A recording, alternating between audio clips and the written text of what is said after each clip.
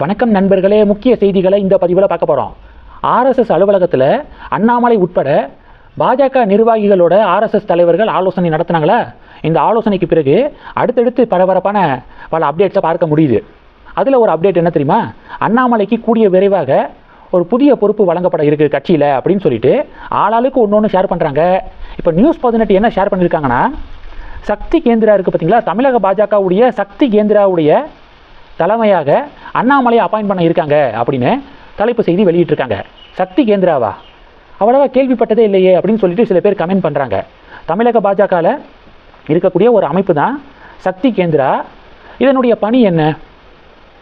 அதாவது பூத் இருக்குது பார்த்தீங்களா, வாக்குச்சாவடி, 3 வாக்குச்சாவடியிலிருந்து 6 வாக்குச்சாவடிகளை கனெக்ட் பண்ணுற மாதிரியான ஒரு பொறுப்பாளர். அப்போ தமிழகத்தில் மொத்தம் எவ்வளவு வாக்குச்சாவடிகள் இருக்குது? 3லிருந்து 6 வாக்குச்சாவடிக்கு ஒரு பொறுப்பாளர் அப்படிங்கிற கணக்கில் 25,000 பொறுப்பாளர்கள் தமிழகம் முழுவதும் இருக்கக்கூடிய வாக்குச்சாவடிகளை கனெக்ட் பண்ணுற மாதிரி பாஜகவில் இருக்காங்க. இந்த 25,000 பொறுப்பாளர்களை தான் சக்தி கேந்திரா அப்படின்னு சொல்லுவோம். இந்த 25,000 பொறுப்பாளர்களுக்கு இன்சார்ஜாக அண்ணாமலையை நியமனம் பண்ண இருக்காங்க அப்படின்னு நியூஸ் 18 தமிழ்நாடு இப்போ தலைப்பு செய்தி வெளியிட்டிருக்காங்க. தமிழக மீடியாக்களை நம்ப முடியாது, இவங்களுக்கு ஒன்றும் தெரியாது. ஒருவேளை இது உண்மையாக இருக்கும் பட்சத்தில் இது சரியான நியமனமா? அண்ணாமலை மாதிரியான ஒரு பவர்ஃபுல்லான ஒரு தலைவருக்கு இது சரியான ஒரு போஸ்டிங்கா அப்படின்னு சொல்லிட்டு சில டிபேட்ஸ் நடக்குது. பாதி பேர் சரியான தேர்வு அப்படின்னு சொல்கிறாங்க, பாதி பேர் அவர் மாநில தலைவர் ஆக்குங்க பாஸு, அதுதான் நாங்கள் கேட்குறோம் அப்படின்னு சொல்லிட்டு பாதி பேர் சொல்கிறாங்க. முதல்ல இந்த சக்தி கேந்திராவுக்கான பணிகள் என்ன அப்படிங்கிறதுக்கு ஒரு 5 இருக்குது. முதல் பணி கிளைகளின் ஒருங்கிணைப்பு. நான் சொன்னேன்ல, 3லிருந்து 6 வாக்குச்சாவடிக்கு ஒரு பாஜக பொறுப்பாளர். அப்போ தமிழகம் முழுவதும் இருக்கக்கூடிய வாக்குச்சாவடிகளை கனெக்ட் பண்ண முடியும். கிளைகளின் ஒருங்கிணைப்பு முதல் பணி. 2வது, மத்திய அரசாங்கத்துடைய திட்டங்களை பொதுமக்களுக்கு கொண்டு போய் சேர்க்கறதுல இந்த சக்தி கேந்திராவுக்கு முக்கிய பொறுப்பு இருக்குது அப்படின்னு சொல்கிறாங்க. ஏன்னா வாக்குச்சாவடி வைஸ் தானே பிரிச்சிருக்காங்க.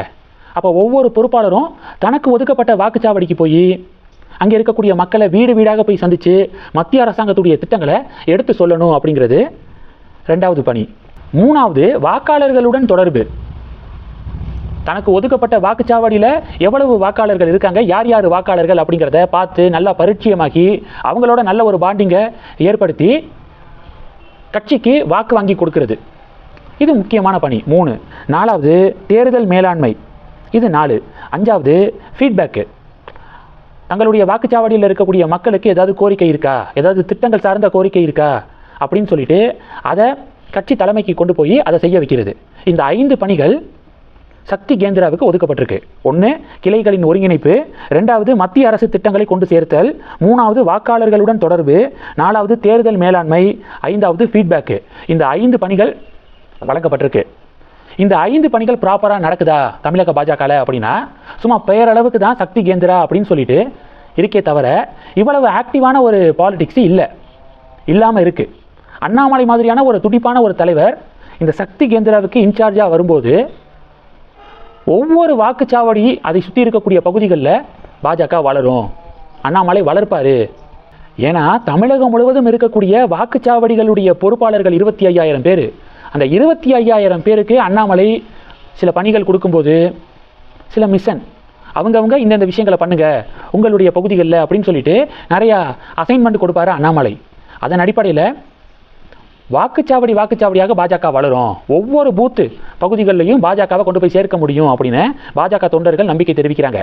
அதனால் அண்ணாமலை இந்த மீடியாவில் வந்த செய்தி உண்மையாக இருக்கும் பட்சத்தில் அண்ணாமலை இந்த சக்தி கேந்திராவுக்கு தலைமையாக நியமிக்கப்பட்டால் டெஃபினட்டாக இன்னும் கிராமங்கள் முழுவதும் அண்ணாமலை மாநில தலைவராக இருந்தப்போ ஒரு வளர்ச்சி வளர்ந்துச்சுல, அதை விட 2 மடங்கு 3 மடங்கு பாஜகவுடைய வளர்ச்சி இருக்கும் அப்படின்னு பாதி பேர் நம்பிக்கை தெரிவிக்கிறாங்க. பாதி பேர் என்ன சொல்கிறாங்கன்னா, அதெல்லாம் வேண்டாம் பாஸு, அவரை மறுபடியும் மாநில தலைவராக்குங்க, அது ஒன்று போதும். மாநில தலைவராக அவரை ஆக்கிட்டு நீங்கள் ஒதுங்கினீங்கன்னா மீதி அவர் பார்த்துக்குவார். 3%, 4%லேருந்து 12%க்கு கட்சியை வளர்த்தவர் அவர் ஒரு பொது தேர்தலில்.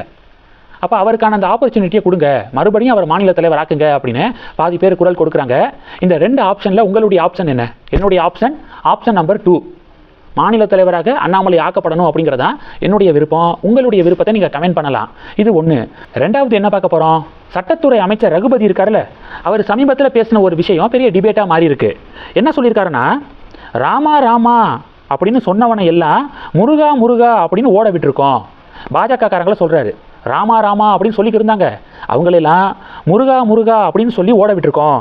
தமிழகத்தில் முருகனை சொன்னால் தான் எடுபடும், ராமனை சொன்னால் எடுபடாது அப்படின்னு தெரிஞ்சு இப்போ முருகா முருகா அப்படின்னு கோஷம் போட்டுக்கிருக்காங்க பாஜக காரங்க அப்படின்னு ரகுபதி அவர்கள் பேசியிருக்காரு. இதுக்கு பாஜக என்ன பதிலடி கொடுக்குறாங்கன்னா, பாஜக காரங்க யாருமே இந்த சாமியை தான் கும்பிடணும், இந்த சாமியை கும்பிடக்கூடாது அப்படின்னு சொல்லிட்டு யாருமே இப்படி பிரித்து பேசினது கிடையாது. எல்லா ஹிந்து மத கடவுளையும் நாங்கள் வணங்குவோம். அது முருகனாக இருக்கட்டும், ராமராக இருக்கட்டும், விநாயகராக இருக்கட்டும், அம்மனாக இருக்கட்டும், கருப்பசாமியாக இருக்கட்டும், எல்லா தெய்வங்களையும் நாங்கள் வணங்குவோம். எங்களுக்குள்ளே இந்த பிரிவினை கிடையாது. ஆனால் நீங்கள் திமுக கடவுள் மறுப்பு கொள்கையை பேசின நீங்கள் இன்னைக்கு வேலை கையில் பிடிச்சிட்டு சுற்றுறீங்க. யார் மாறி இருக்கிறது, நாங்களா நீங்களா? கடவுளே இல்லை அப்படின்னு சொன்னவருடைய ஃபாலோவர்ஸு முருகனுடைய வேலை இந்த தேர்தல் சமயத்தில் அதிகமாக பார்க்க முடியும். வேலு, வெள்ளி வேலு இதெல்லாம் கட்சிக்காரங்க கொடுப்பாங்க, கட்சி தலைவர்களுக்கு, திராவிட கட்சி தலைவர்களுக்கு. இதில் யார் மாறி இருக்கிறது, நாங்களா நீங்களா? நாங்கள் எப்போதுமே கடவுளை மதிப்போம், கடவுளை எப்போதுமே கும்பிடுவோம், அது முருகனாக இருக்கட்டும், ராமராக இருக்கட்டும். ஆனால் நீங்கள் அப்படியா அப்படின்னு சொல்லிட்டு பாஜக பதிலடி கொடுக்குறாங்க. ஸோ இது திமுக பாஜக இடையே பெரிய ஒரு டிபேட்டை உருவாக்கியிருக்கு. இந்த 2 செய்திகளை பற்றி உங்களுடைய பார்வைகளை மறக்காமல் கமெண்ட் பண்ணுங்கள். தொடர்ந்து கணக்கில் இருங்க, அடுத்தடுத்து நிறையா பதிவுகளை பார்க்க போகிறோம். நன்றி. ஜெய் ஹிந்த்.